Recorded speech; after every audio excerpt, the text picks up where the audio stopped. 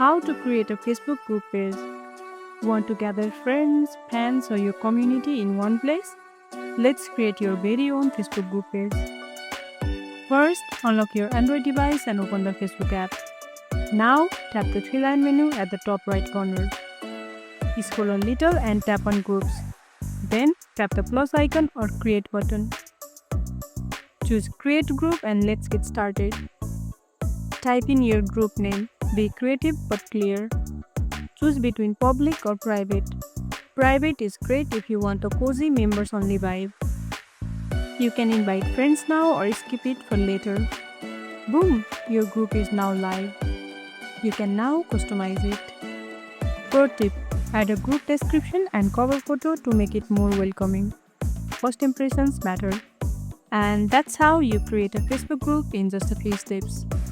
If you found this tutorial helpful, don't forget to like this video, subscribe and tap the bell icon so you never miss an update. See you in the next one.